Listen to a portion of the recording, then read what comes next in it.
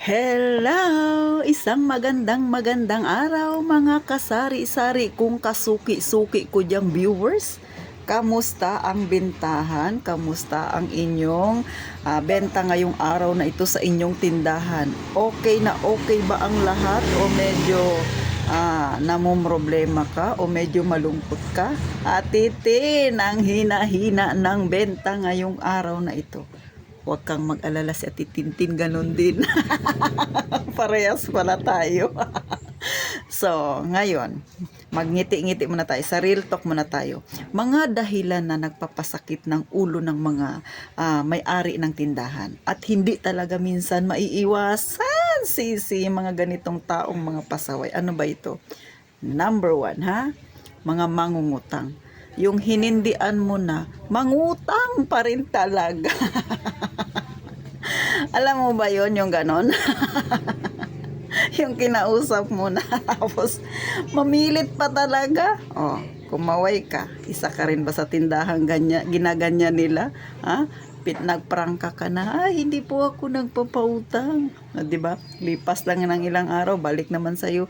Te, pwede makautang. Bukas ko lang promise, babayaran. May pa-promise pa. Oh, 'di ba? Tapos tatapatin mo na, ay hindi talaga na ako nagpapautang. Oh, umalis. Ilang araw, balik na naman sa iyo. Te, sige na please. Oh, nako, sisi. Huwag kang padadala. Dahil pag binalik-balikan ka niya at nakuha niya ang loob mo, nako, sigurado ko sa'yo, ganyan ang gagawin niya palagi. Pero, pag nanindigan ka na hindi ka magpapautang, ha? Talaga namang pagsasabihan mo na siya na hindi talaga ako nagpapautang. Doon ka lang, stick ka lang doon sa sinabi mo. Magsasawa din yan. Pero pag siguro 3 balik niya, nakikiusap sa'yo, tapos sa pang-4, pinagbigyan mo na, ay sasabihin niya yan sa'yo, ay, nakukuha ko naman yung tindera pag nakapang-4 na ako nagpakiusap. O, di ba?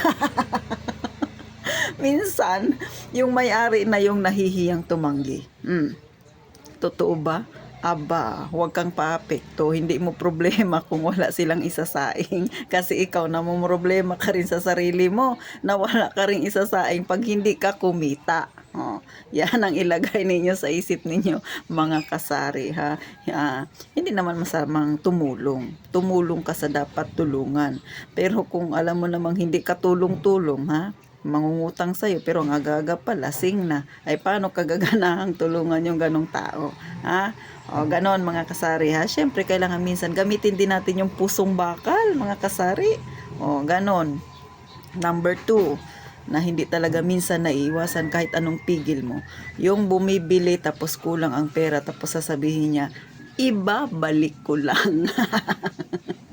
Ikaw ba ay dumaan na rin sa ganyan, sisi? Ikaw ba ay ganyan na rin ang iyong naranasan?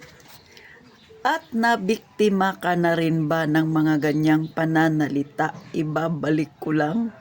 Huwag kang mag-alala, si Ate Tintin, nabiktima na rin ng mga yan. Yung tipong bibili sa'yo, magdadala ng saktuhang pera. Tapos, magdadagdag pa siya sa kanyang bibilhin. Alam niya na nga yung pera niya na hindi nakakasya. Bakbak pa siya, turo-turo, ganyan, di ba? Tapos, ipapilas-pilas pa siya sa'yo.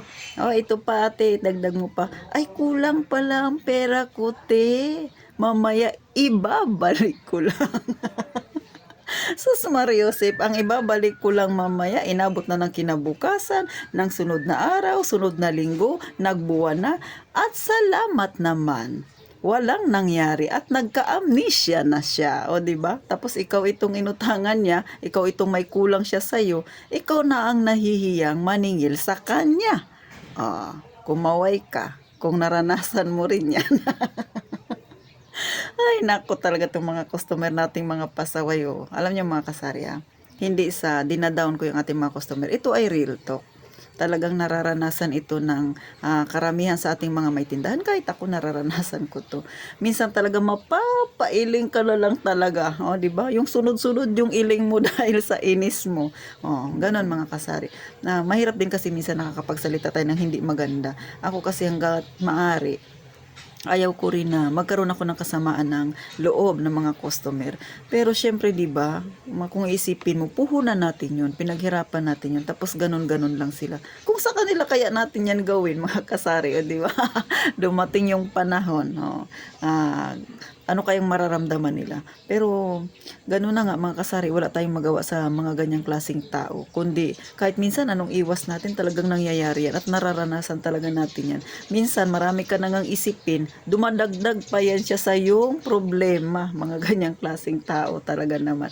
Pero, syempre, tayong mga may tindahan, laban lang, mga kasari. Wala tayong mapapala pagka pinatulan natin ng mga ganyan. Sa susunod, na gagawin ninyo, ilista, tapos kahit matagal na, lagyan ng date, lagyan ng oras, anong pinamili, tiyagaan yung gawin yan, lalo na kung medyo malaki, isingilin talaga.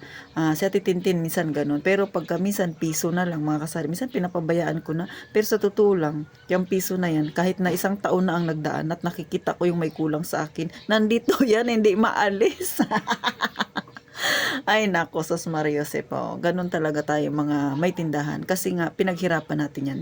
Dugot pawis ang ating ipinuhunan dyan. Tapos nagbabantay ka. Pagod na pagod ka. Simula sa pamimili, sa pagbubukas ng tindahan, pagdi-display hanggang kinagabihan. Minsan, nalilipasan ka na ng kain dahil sa kaaasikaso mo sa yung tindahan. Tapos, mabibili sa'yo, kulang-kulang, diba? Parang masakit talaga. Yun ngang malalaking grocery store na, diba? Pag nag-short ang kahera, kinakaltas nga sa kanila. Buti sila, may napagbubuntunan sila. Tayo, mga sari-sari store, sinong pagbuntunan natin ng mga kulang na yan, di ba? Kaya minsan, hindi natin maiwasan na hindi natin minsan napagsasalitaan natin sila minsan ng masakit. Minsan kasi parang ayaw mong gawin. Kaya lang, pinipilit ka talaga nila. So, mga kasari ha, hinay-hinay lang. Ganun talaga, wala tayong magagawa dyan.